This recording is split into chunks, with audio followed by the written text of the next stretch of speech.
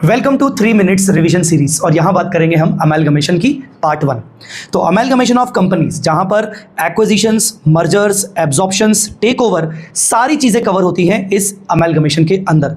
Merger में जब दो कंपनीज आपस में बिजनेस को मर्ज करके एक नई कंपनी ओपन करती है उसको मर्जर कहते हैं। Acquisitions, takeovers, absorptions, these are interchangeable words. या ये दो टाइप के होते हैं, एक होता है फिजिकल टेक ओवर और एक होता है होल्डिंग सब्सिडरी में टेक ओवर, जहाँ होल्डिंग कंपनी सब्सिडरी के शेयर्स खरीदती है। फिजिकल टेक ओवर में एक कंपनी जब दूसरी कंपनी को टेक ओवर करती है तो जो दूसरी कंपनी होती है मतलब एक्वायरी, वो क्लोज हो जाती है, वाइंड अप हो जाती है और उसके सारे एसेट्स लायबिलिटीज एक्वायरर कंपनी के पास चले जाते हैं। मतलब A + B = A, B liquidate हो जाती है। इस वाले अमेलगमेशन को हम कवर करते हैं AS 14 में। होल्डिंग सब्सिडरी वाले एक्विजिशन को हम कवर करते हैं AS 21 में। अमेलगमेशन के अंदर एक्सटर्नल रिकंस्ट्रक्शन भी आता है, जहां एक कंपनी अपना बिजनेस बंद करके सेम प्रमोटर्स के साथ नई कंपनी ओपन करती है विद द सेम बिजनेस, जिसको बोलेंगे new company, that is external reconstruction. सबकी अकाउंटिंग AS 14 में एक जैसी है।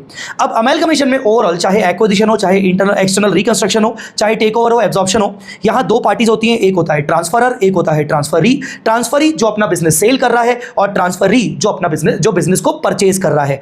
अब जो ट्रांसफरी है, जो बिजनेस परचेज कर रहा है, वो डेफिनेटली परचेज कंसिडरेशन पे करेगा, मतलब वो पीसी पे करेगा ट्रांसफरर कंपनी के शेयर होल्डर्स को। तो जो ट्रांसफरी कंपनी होती है वो परचेज कंसिडरेशन पे करती है क्योंकि उसने बिजनेस खरीदा है, और वो share holders of transferor company को कंसिडरेशन देता है। दोनों शेयर होल्डर्स को, इक्विटी और प्रेफरेंस। शेयर होल्डर्स को जो कंसिडरेशन देते हैं, पीसी देते हैं, उसमें कैश में भी दे सकते हैं, इक्विटी शेयर्स में भी दे सकते हैं, प्रेफरेंस शेयर्स में भी दे सकते हैं, डिबेंचर्स में दे सकते हैं और किसी भी काइंड में दे सकते हैं।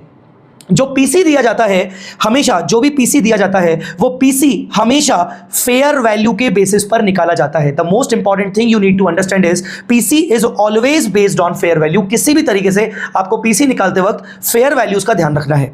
इसी के लिए हमने कुछ केसेस बनाए हैं, आइए देखते हैं। केस नंबर 1, जहां आपको ट्रांसफरर कंपनी का बैलेंस शीट दिया होगा, उसके असेट्स लायबिलिटीज का प्रोफाइल दिया होगा और आपको असेट्स का लायबिलिटीज का मार्केट वैल्यू दिया होगा अलग से। तो अगर आपको असेट्स का लायबिलिटीज का मार्केट वैल्यू दिया हुआ है, कुछ अनरिकॉर्डेड असेट्स लायबिलिटीज दी हुई हैं, तो जब आप पीसी निकालोगे तो आप उन सभी असेट्स को ऐड करोगे मार्केट वैल्यू पर, माइनस लायबिलिटीज करोगे। अगर कोई अनरिकॉर्डेड असेट्स है तो ऐड करोगे, अनरिकॉर्डेड लायबिलिटीज है तो लेस करोगे।